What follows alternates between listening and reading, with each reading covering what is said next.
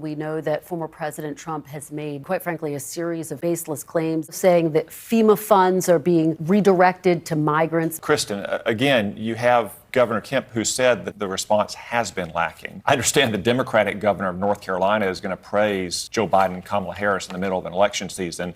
You even had the Secretary of Homeland Security saying there's not enough money left in the fund. So it is the case that the administration itself, the secretary who oversees FEMA, said there's not enough money left in the fund, and they have been spending billions of dollars for the last 4 years to move migrants from our border, to put them up in hotels and give them room service and maids. That's simply a fact. Those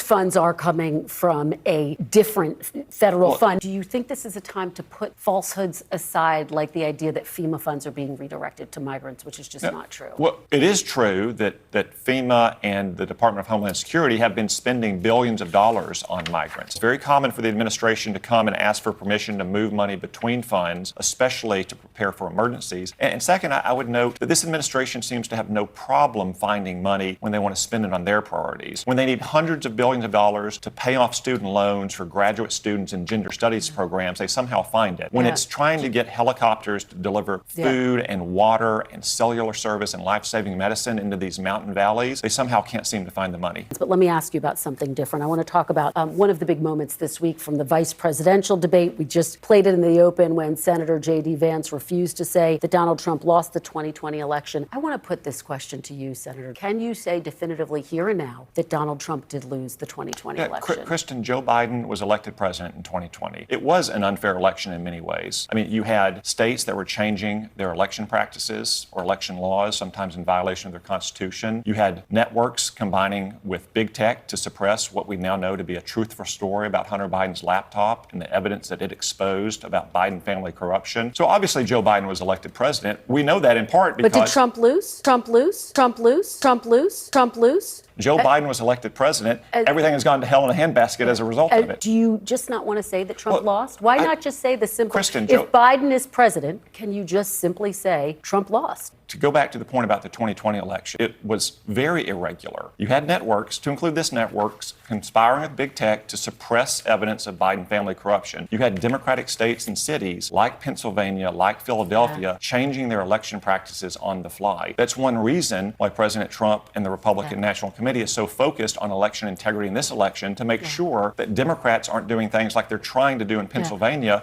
counting absentee and mail-in ballots that don't have dates. Trump lose? Trump lose? Trump lose? Trump lose? Trump lose?